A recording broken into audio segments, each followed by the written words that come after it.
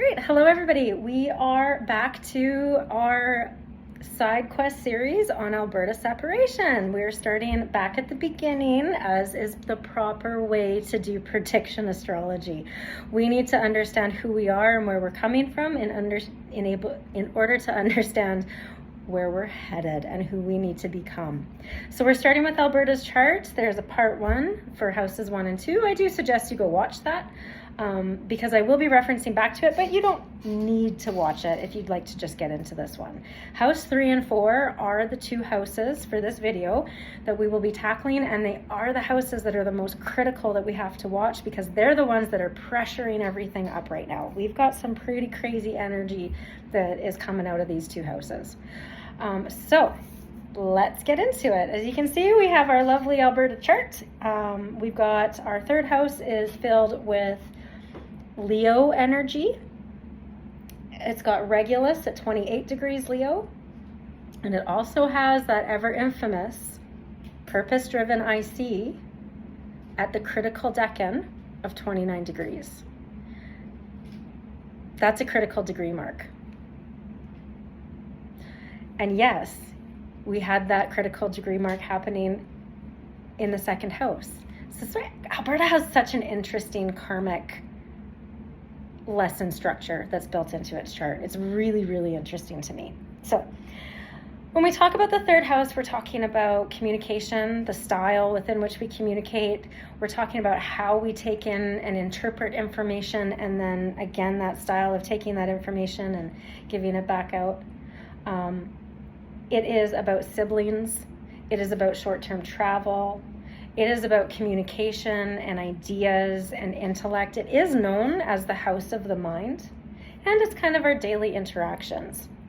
Now, one of the things that we really need to look at for themes for this house that is being heavily activated here is also early life learning, formative years learning. So I'm not talking about education of going to school, especially in regards to, like, Alberta didn't go to school. It's a province, it's an entity, it's a thing. So what does that mean when we talk about formative years, sort of the early learning years for a province? What we're looking at with that, what we understand that to be, is the foundation of Alberta when it came into existence and what that past foundation looked like. So things like, it was the Ukrainians that came here, and they are the only reason, them and the natives, that we actually were able to open up the West.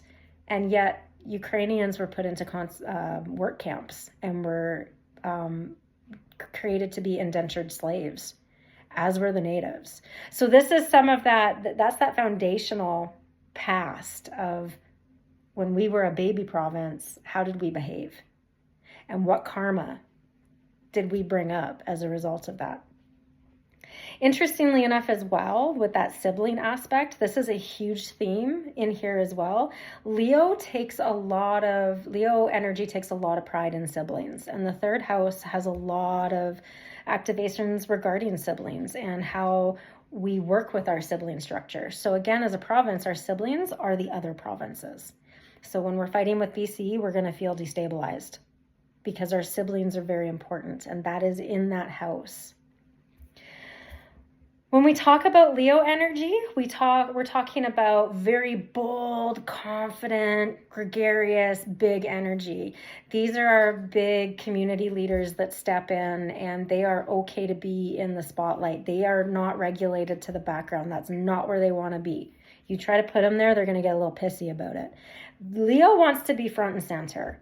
Leo also wants to bring in big ideas. This gets a little bit to be of a problem for Alberta because we have Neptune in the 1st house. And so because of that nebulousness, when these ideas get big, they can get out of control. And they can get really inflamed and be completely unrealistic. So when we're having a response to something here in Alberta and we're getting loud and proud about it, we need to be careful, because the shadow side of Leo is to be very selfish and very punchy, very my way or the highway. If you aren't helping me, you're hurting me. Leo can be very black and white, and that's not really great. what we want to be as a society is having what we call a growth mindset or an open mindset. We don't want a fixed or a closed mindset. Closed mindsets, fixed mindsets don't allow for personal growth. They don't allow for future success. Everything just has to stay the same. We get stuck in the past, and there's no growth and no movement. When we have a growth mentality, we're actually able to look at the lessons and garner information from that to make actionable change, which is what we're all about right now in sort of the overall mundane astrology of what we're seeing. So when we talk about the third house and having Regulus and the IC in there, this is a lot of very fiery energy. It's a lot of forward pushing energy, but they're also happening. So Regulus is not quite at the critical degree, but because it's at 28, it's pretty darn close. It's getting there. It's pushing Alberta to that. And then because we have our IC, which I'll talk about in a second here, sitting at the cusp, and it's sitting with the North Node at 0 degrees, like they are right, it's a very tight aspect.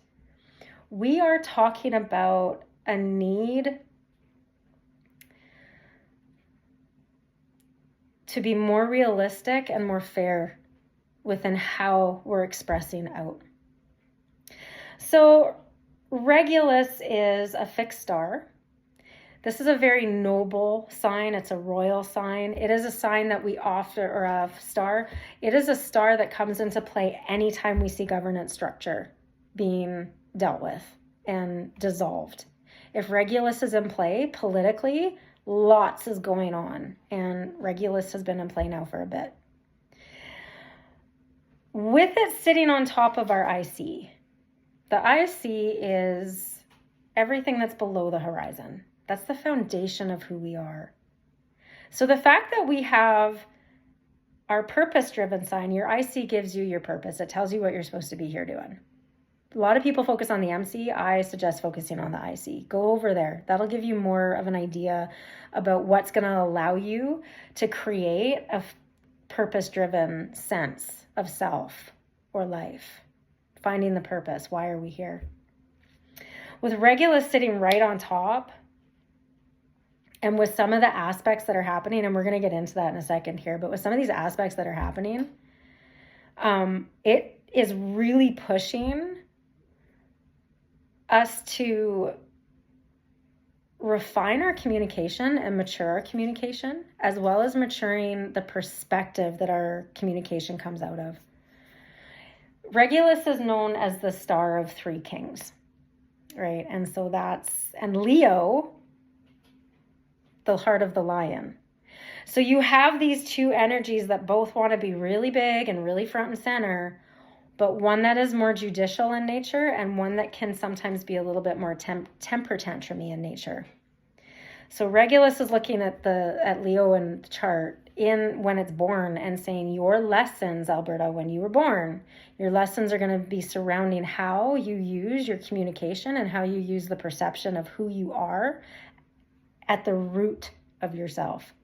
And that's that IC. That is below the surface. It's the foundation of ourselves, right? So we go back into that first house and take a look and go, yeah, there's stuff going on there too.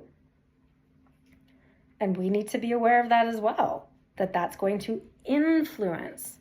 So if we're wanting as a Cancer rising to be nurturing and supportive of our communities, but then as a Leo third house communicator, we're being really punchy and aggressive, those aren't symbiotic with each other. It's not going to work. And so there will be a lot of conversations coming up regarding maturing, moving to that more regal, mature space, bringing Leo into the heart of the lion instead of tantruming because Leo isn't getting its way. And Leo does that.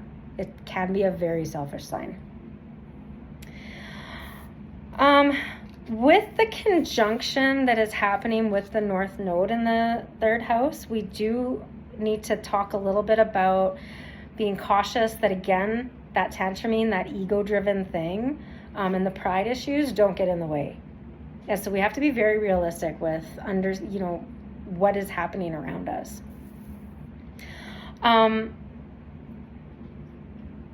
Regulus in its shadowy side, though, like again, it's a lot like Leo. It can be a little bit overconfident and egocentric. So there is definitely a need to just temper communication, to really look at and dig into the information that we're getting, and then look in and see how we're influencing. Is it a positive influence or is it a negative influence? Because the third house does have a lot of influence over everything else. Okay.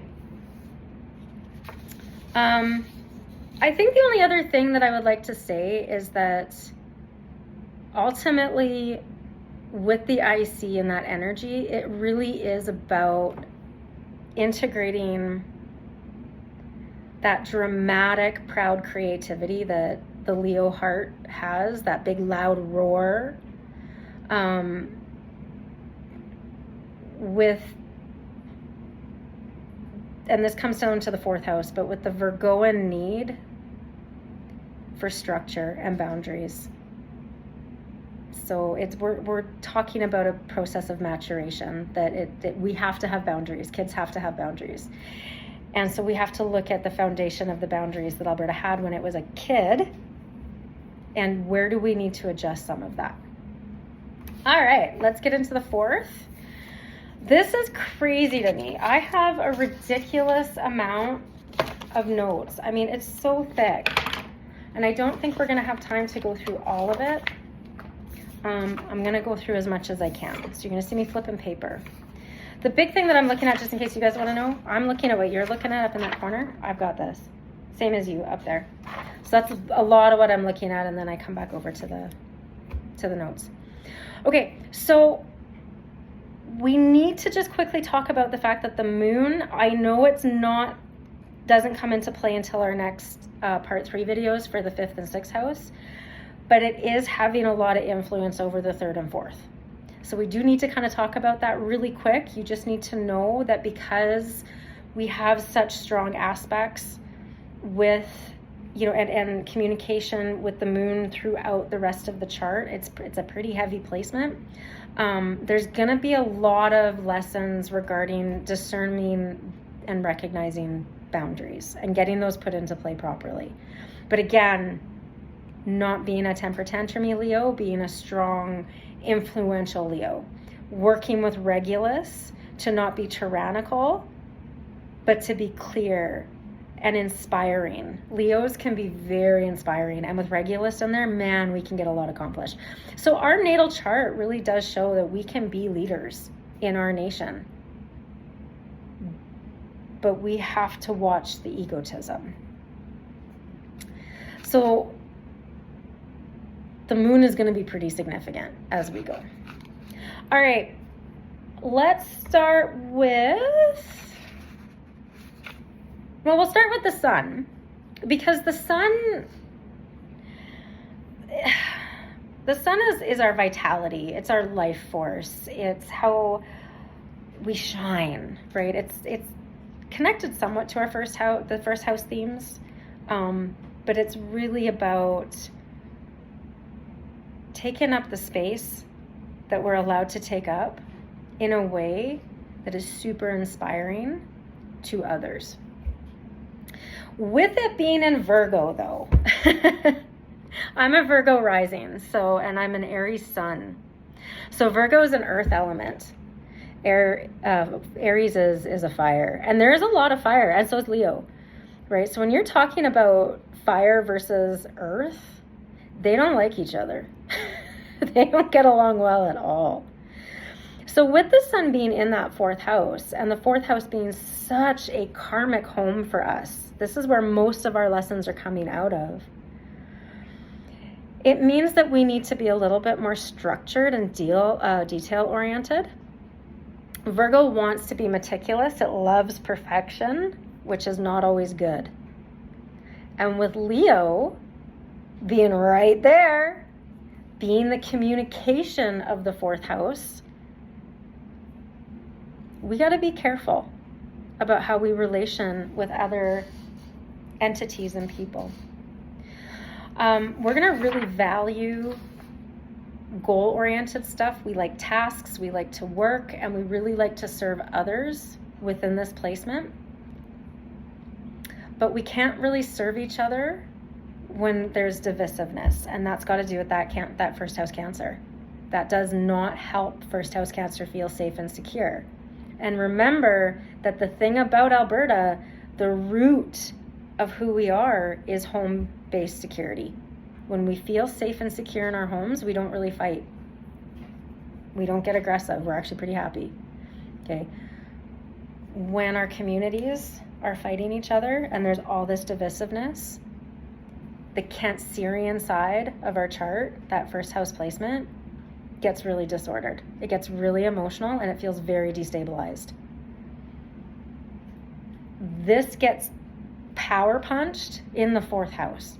It gets inflamed even more in the fourth house.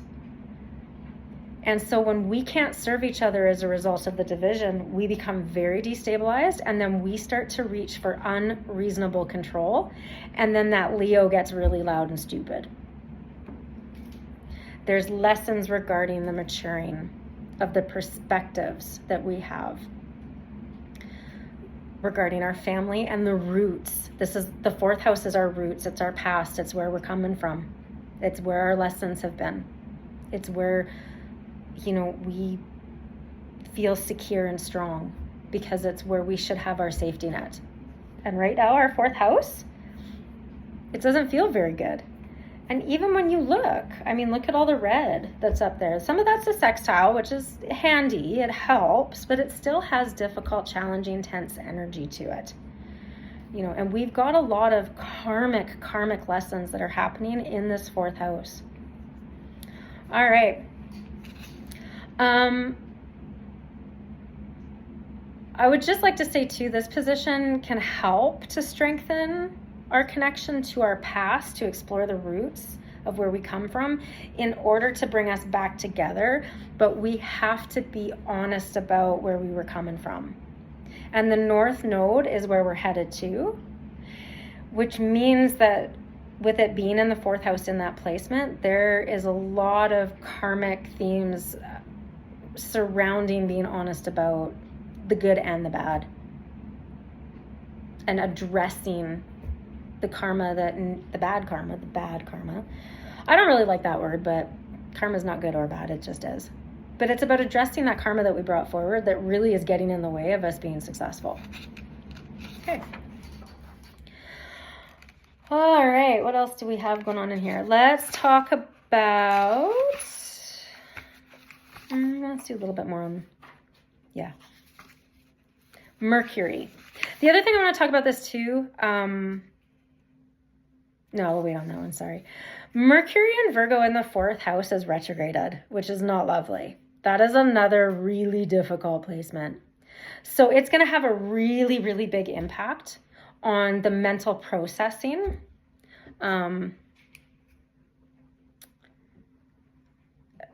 Especially regarding indecision. And again, that communication style and misunderstanding and miscommunications that happen.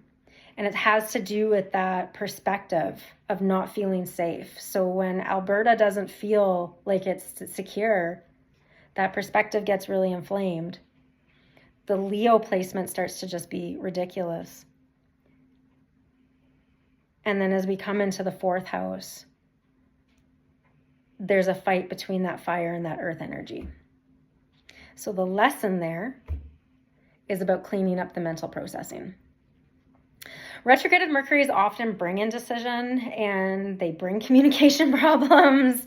And there's a lot of, with this placement and the degree marks that it's all at, there is a lot of conversation and thoughts that are very detail oriented, but that revolve around, again, that past stuff that needs to be addressed. The South Node really, really wants to release so that we can have more success in our public image. That's going off up to that 10th house. So there's a lot going on there. I think as well with Mercury being in there,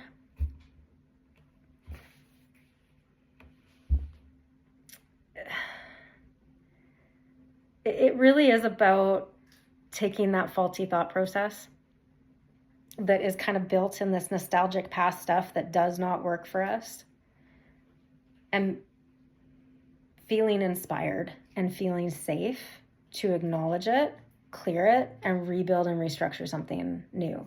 Now, this is a little bit where some people are saying, yeah, see, we're going to separate. This is internal. This is not external. There's not a lot going on in that third house that would indicate movement.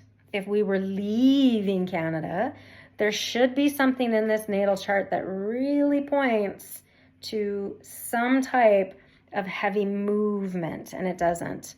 Everything points to the fact that we have to have groups, and we'll get into this when we get into the 6th house, but we have to have groups, and we have to have our neighbors, our siblings, the other provinces working with us in order to succeed. There's nothing in this chart that shows that we would be okay on our own.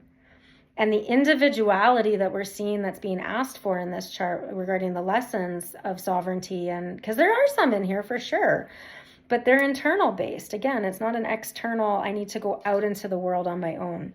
That third house should be far more stacked with much different aspects if it was indicating that at some point we were going to see some movement. We're going to look closer at that as we come into the progressed charts, and we're going to see what that pressure looks like there. But spoiler alert, I'm not seeing it. And hopefully by the time we get there, for those of you that are watching this and you are a Separatist fan and you're like, I hate this video, stick with it. Maybe by that point you'll understand where I'm coming from and the perspective of why I think the people that are saying we're headed that way for separation might not be reading it right. They should be able to take a chart like this from a natal perspective and go, yeah, there's lessons surrounding the need to separate away, not cleave together.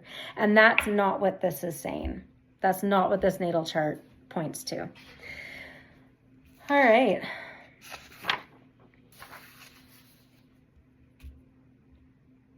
Yeah, we also have the sun squaring Mars. So that just speaks to that really fiery.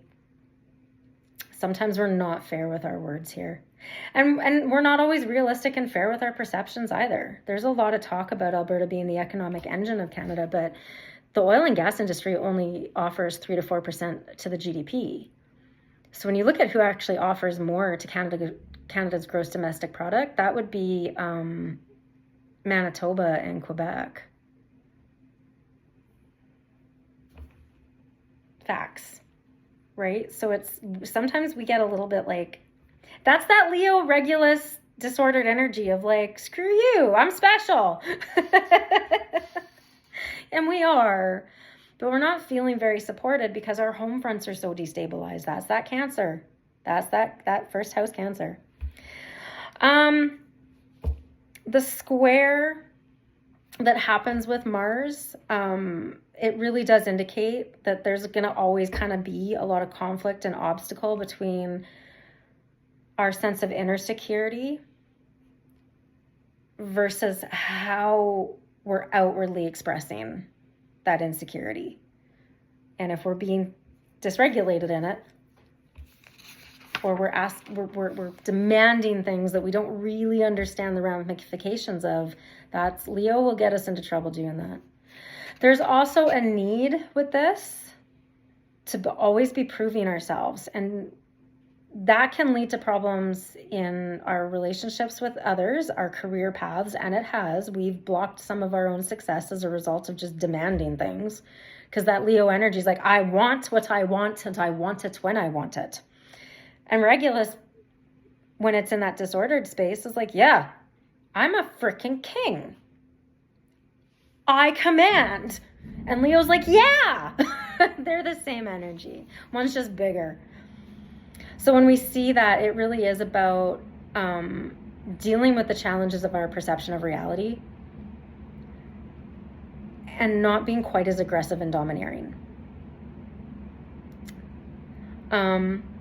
We also have a weird sun square too that goes off to Jupiter, off into the 9th house. It's also a challenging aspect with the sun.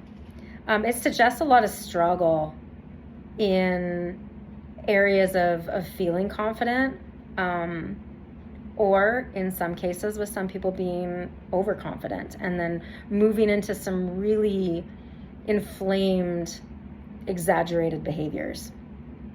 So you can see it's up there in that 9th. So even though the sun is representing essentially kind of our basic identity and the ego structure that we have and that life force that we function in, that's our sun sign. So I'm an Aries sun. I was born in March, right? And so the things that drive me, I'm a very forward-thinking person. I am very goal-oriented. I love to accomplish stuff. I love to work. Okay, that's what drives me from the inside. Okay. So while we know that about the sun being that way, we also recognize that Jupiter being an expansive planet, when it comes into a square like that. So if you want to think about a square, kind of like I like to think of it as like an MMA boxing ring, or like the cage fighting. Like nobody gets to leave, but until you're both kind of bloody and battered. And there actually is no winner, not with squares. Squares are about listening to learn and then adjusting behavior after. So when we see this happening, where Jupiter usually is a very lucky sign and it wants to expand and pull us out, when we see it with the sun like this in a square, it's going to mean that we're going to have a lot of challenges regarding lack of self-confidence, like I said, but an inability to expand our growth, pipelines, gas and oil, right? We feel like we're having a hard time expanding that out. And it's not allowing us to really lead in the way to generate the success that we want. It really hinders that growth. And so we have to, the lesson in that particular placement with Jupiter, we need to be honest about expectations that are unrealistic. If you're demanding things that just can't happen, you have to accept that. Right? So, and overcoming that and moving through those challenges will create a more matured province. And again, I've talked a lot about this in some of the other videos that I've had. And in that first video, Alberta's chart really is about a maturation process within our communication, our sense of identity regarding our home roots. That is really our karmic themes. Our purpose is to serve. And that is not what our province is doing right now. We have a UCP that it's serving itself, but it's not really helping us. We're not getting a lot of what we need right now. They are more responsible for affordability. And that's not opinion, guys. That's a fact. We don't do inflamed opinionating here. It's a fact. That's just how civics work. You know, things like my kids' car insurance is $1,500 a month now. They're new drivers. They've never been in an accident. Why is it that expensive? Like per kid. Who can afford that? Right? There's reasons behind that.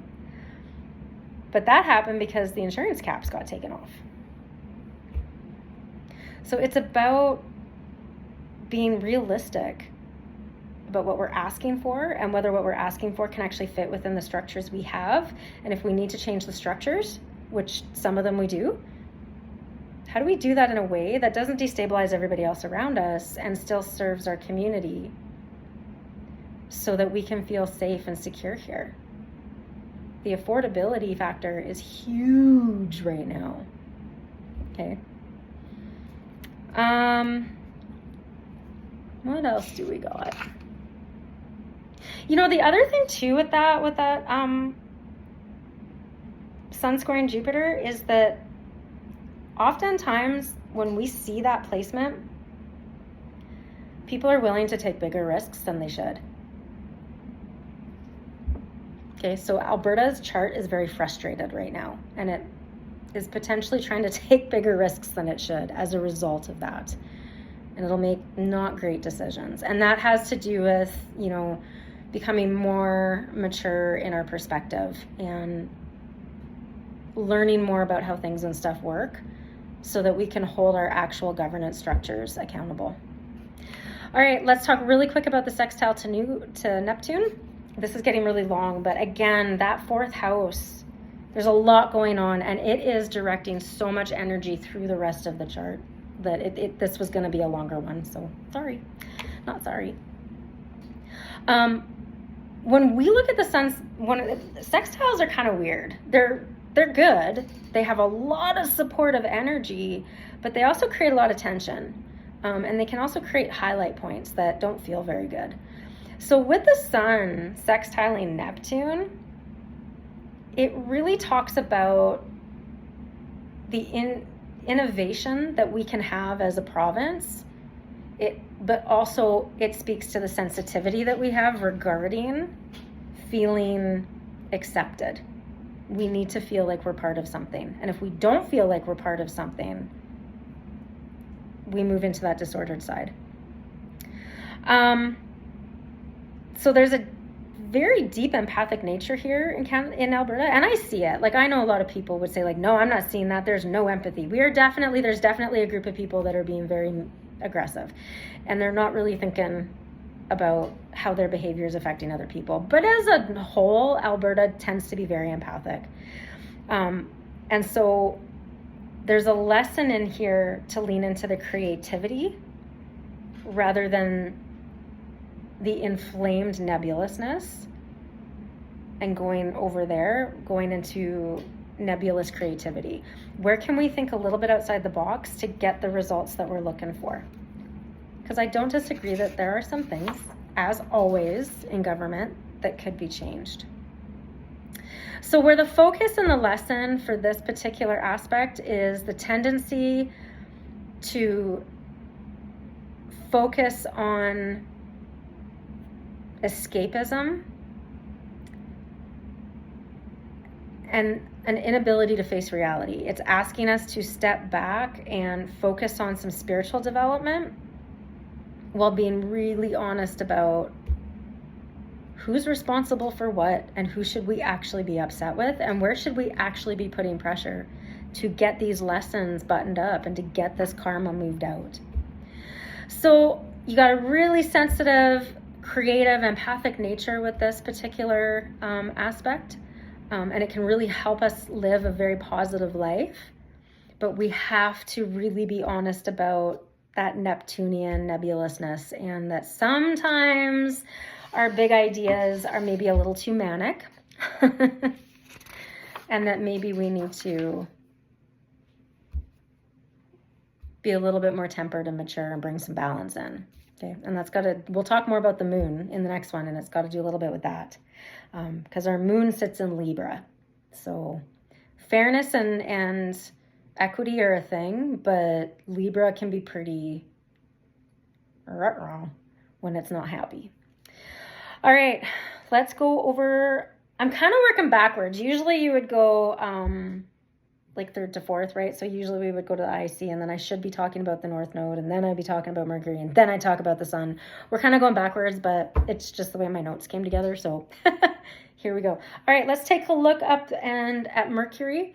It is squaring Mars. Anybody that follows astrology, you're going to know that that can be a really challenging aspect, okay? This is quick thinking, fast talking, sudden reactions, impatience, argumentativeness, arrogance, aggressive communication style, antagonistic stuff. This is the whole, when I talk about feelings pass, but choices last. This is the choices last, and it's not good because we gave into the feelings. That is what a Mercury square does. So we have a lot of ability to think very quickly, and we can think really outside of the box. And make very quick decisions when we're in a really good spot. But if we do it without thinking and we're just shooting from the hip, the impatience and the irritability that we'll create with that will block us from having success. So Alberta tends to get in its own way a lot based on its chart. And so we have to be honest about, are we being harsh and aggressive because we have to be? Are we exhibiting this like tough attitude because we have to, because it's the only way to get what we want? Or are we just creating problems and tension within and making it difficult for ourselves to actually create harmonious, symbiotic relationships where we can actually communicate and lean in on each other? And that is a big part of this chart. So we need to be careful about anger management here in Alberta. And again, we're seeing this. This is where I say, like, this question of separation. When the lesson revolves around coming together and coming back to our homes and our communities and our roots, which include Canada, that is the root, our nation, right? That's where we come from. When we talk about, things like watching the communication style and making sure that we can, work collaboratively, when we see what we're seeing with that separatist movement, that is not in keeping with this lesson. So should we have some honest conversations and say maybe this is where it's a little bit inflamed? I mean, there was a poll that talked about, and I don't know how accurate this one was, but it talked about how there was a pretty large percentage of people who were supporting the separatists just to prove a point. It was just to send a message to Ottawa. They didn't actually want to separate. But in doing that, that's an action that creates energy, which is going to cause an outcome. And are you prepared for that? That's that anger management. Are you okay to deal with, like, if you want to get mad and puke your anger all over, are you going to be okay to deal with the consequence of that? And so the call in this, the lesson in this aspect is to say, yeah, we need to direct our mental energy into more productive spaces, and we need to take that anger. And not that anger is a bad thing, it's very informative, but we need to let it be informative, not inflammatory. We also have Mercury squaring Jupiter. So again, we have an inability to create expansiveness as a result of having maybe not realistic perspectives. We are having a hard time communicating. The separatist movement is having a hard time communicating what it's trying to do. The natives are upset, and our First Nations people are suing the government because they're frustrated over, they don't feel like they're being heard. Like, nobody's on the same page, right? So the lesson in this is about not going to extremes. And again, it's that anger management and not being overly optimistic about, something that we think might be a solution, but it might actually be like the worst case scenario if we follow through with it. This aspect, if we allow the lesson to be learned, it will allow for us to be more open to new perspectives and ideas.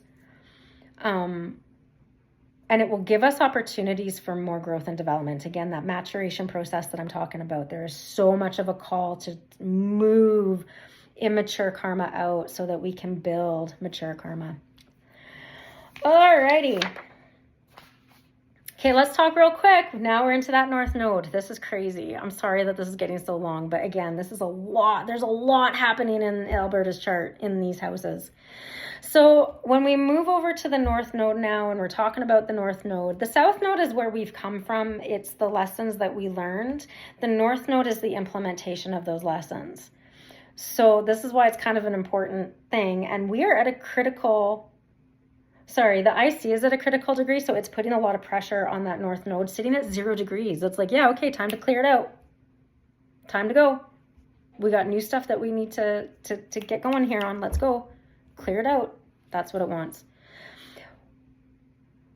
With the North Node, though, like that's that exercising of the lesson. So if you haven't actually learned the lesson, you're just going to regenerate the karma. And it's just going to get worse and worse and worse and jankier and jankier and jankier and harder to get moved out because it creates habits. And we have generational habits in provinces. Every province does. Okay. So when we have Saturn opposing the North Node, it's a very challenging influence because it is putting a lot of highlight on discipline and responsibility and boundaries. It's really speaking to the limitations that we shouldn't be bringing forward. And the North Node is then having that conversation saying, yeah, no, I want to learn and grow and mature.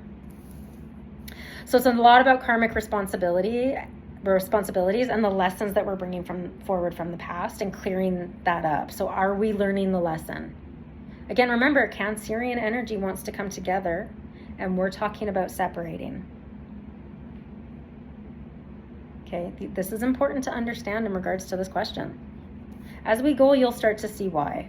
Okay, there is a very, very big pressure in this particular placement to confront limiting beliefs and be really honest about them. But that means addressing our own stuff on our own home fronts, but also holding our governments accountable. And that really is, we have to be okay to look at our favorite politicians and our favorite parties and say, no, as the people of this province, no more of this. It's time to grow up. And that's a really big part of this. Again, it'll play a huge role in the maturation of this province and of the society within this province, and that ability to move forward and actually generate what we actually want and moving into the purpose of what this province is. This province is built to serve, and that is not what we're doing right now. And again, with that servitude, you guys, boundaries are important, and this is talking about that too. Saturn is all about boundaries. And the North Node is all about clearing stuff off at that 0 degree mark and saying, yeah, we're clearing off the janky juju that just keeps us from being able to go where we need to go. We've learned the lesson in the South Node. It is time to implement it. That is what it's saying. Okay, but you have to be patient. You have to be resolute with it. And you have to be willing to look at the internal dialogue.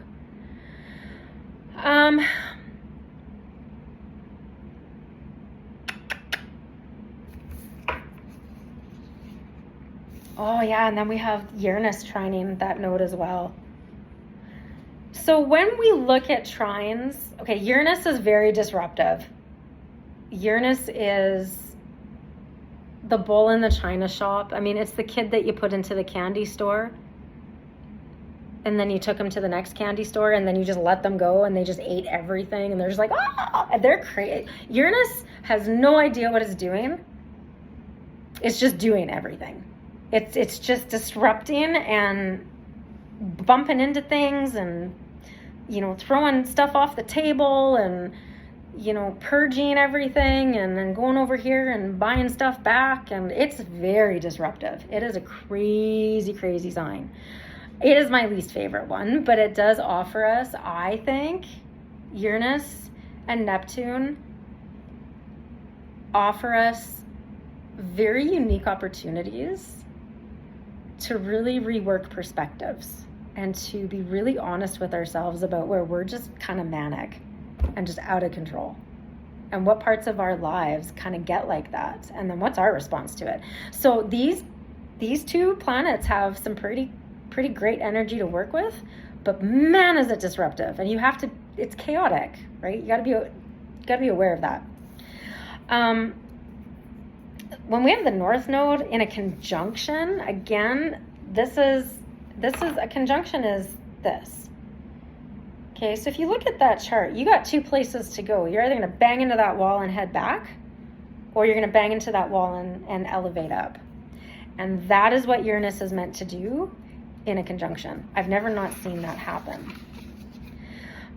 It can be very positive and inspiring generally, but it's karmic and it's going to create sudden unexpected changes. So this is another place in the charting where people are looking at it and saying, oh, this means we're leaving.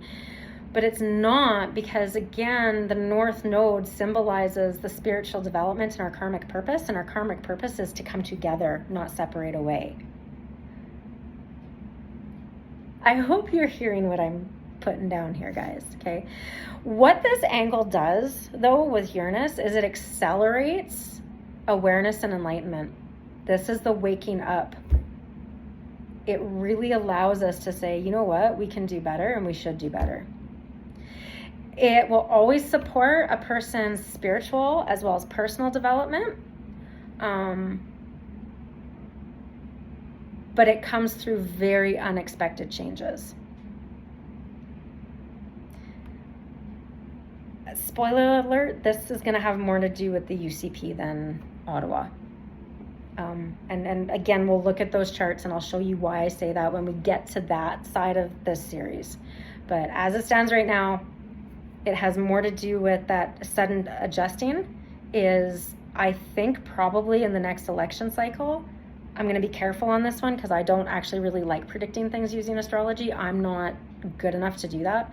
But it does kind of look like, has a lot of the same feel as Carney's chart did, as well as the Liberals' chart did for the last election. Has a lot of the same themes. I think we might end up switching parties. And I don't know if that means we're going to switch from Conservatives to Liberals, or if it means the UCP is going to be out and that new Peter Guthrie party will come in, if it will be the NDP that takes it. I don't know, but there's something really disruptive internally that's going to happen, not externally. So again, we have to look at the rules of astrology. This is really calling us, to fulfill our karmic purpose and to grow emotionally, mentally, spiritually. So, all right. I think that's about all I have for that. I know it was quite a bit. Thanks for being here with me. I will be doing snippets and sticking it onto my Snap. You guys can follow the link from, TikTok. You can follow the link from TikTok over. I'll stick it in the comments and you can come over and watch the full videos. All right. If you're here on my YouTube, thank you so much for being here and sticking in with me. I hope you've learned some things. I hope it's given you some things to chew on and think on. And yeah, we'll see you in part 3 for the 5th and 6th house.